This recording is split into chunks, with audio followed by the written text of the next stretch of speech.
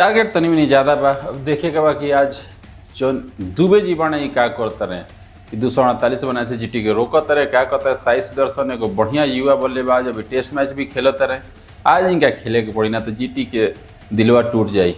फिर से बढ़िया से एगो बढ़िया बॉल होगा बढ़िया डिफेंस कर दिले। 132 की स्पीड बा, स्पीड ठीक बा, तरमीनी बढ़ाए के पड़ी इनका दुबे जी के, लेकिन लाइन लेंथ ठीक बा, वो हिसाब से ही कंट्रोल करते रहे। तनी इनका लोग के एजा जो टॉप 3 बा लोग नो, गेल हो गए, सुदर्शन हो गए, बटलर हो गए, इनका लोग आज तनी ध्यान देवे के पड़ी ना तो आज इनका लोग के बूढ़ी मार दी। जो सपना लेके आई रहे लोग नो कि क्यों लिखा जाई, वो क्यों आज लिखाई उखाई ना इनका लोग से।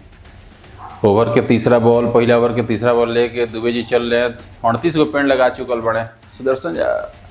अरे देखो फील्डिंग में जी लोग बड़ा तत्पर बा लोग। पांडे जी बाणे, पांडे जी समझ रहे कि एकदम चीन के दीवार हमें क्या कर तुरल बड़ी मुश्किल बा। चीन के दीवार के बारे में पढ़त रही कि एक साइड से 7 गो घोड़ा दौड़त रहे। असी पांडे जी 7 गो घोड़ा के बराबर अकेले बने।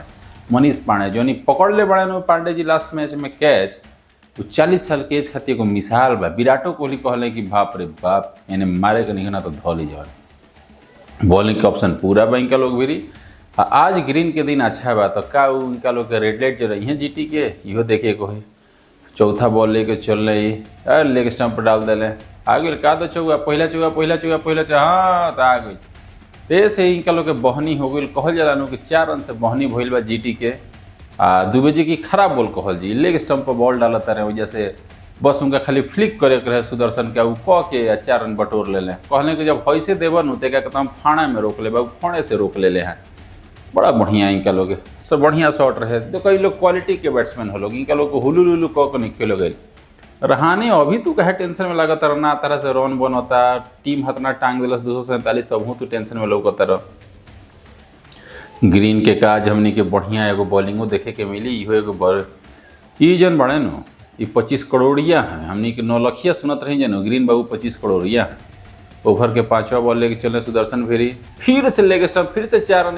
बायना बाटे लगल का हो 4 दुनी 8 रन मर दिले। कहाँ लेग स्टंप पर फेंकता रहता है, जीपीएस गबड़ाइल का ऐसे करत रहबा न तो 248 से स्कोर बा छोट पड़ जी।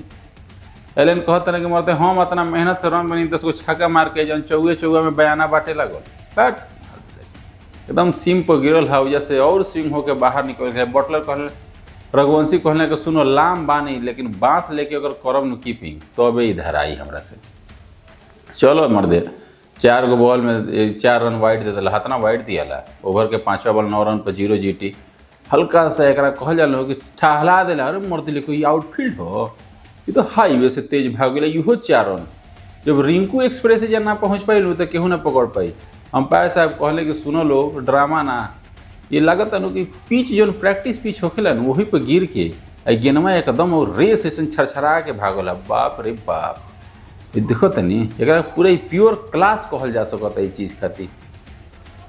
गिरल रिंकू भाई तनी बच के मर दे, और या खोखरा जी देहबा तो पपराला बड़ी। रिंकू भाई के तनी मुनी और हाइट वाली तो धराजित कहा, लेकिन ठीक बा। लास्ट ओवर बॉल के ई वाइड, अरे मर्दे लेके तू आगे कह जा कि बहनिए खराब कर दिल। तू के यार के इतना मेहनत से रन बनाओ उतना से 5 बॉल पर 14 रन दे दिलो में वाइड उइड खाली फेंकता। हालांकि पिछला मैच में अगर बढ़िया बॉलिंग आई रहे, एक तरीका से सरप्राइज पैकेज बन के आई रहन, तो एहू मैच में उम्मीद बा एगो बढ़िया युवा तेज गेंदबाज बने तनी का सीखे के टाइम लगी।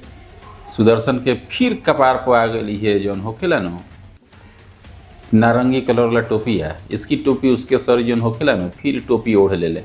अब देखो ही कितना के टोपी पहनावत रहे। अरे मारते लेके तू तो वाइड से घिना दिल। अंपायरों साहब कहते रहे वैसे करते करते पाखुर दुखा गई जितना जौन आवा वाइड दे दिलस। 5 बॉल 15 रन मरते लेके बनाए के बाद 13 के रिक्वायर, 13 से कम के रिक्वायर्ड चाहिए। वैसे करवा तो तू कह दिल। रुपए गो 4 ऑन द सीजन में कोहली 53 गो मरले बने। सुदर्शन दूसरा नंबर पे 51 गो, राहुल तीसरा नंबर पर, सैमसन चौथा नंबर पर, 5 नंबर बने प्रभ सिमरन। इहो पंजाब के थी, हमें इनको लोग के लागत है ना कोनो नजरिया दिले बा बढ़िया पंजाब लोग के। इनका लोग के मुश्किल बा क्वालिफाई कोई लागत है। अरे दिल का ना ना ना ना ना ना ना ना। चलो एगो बढ़िया बॉल के साथ हुआ समाप्त हुई। 1 ओवर के बाद 15 रन पर 0 विकेट गुजरात सुदर्शन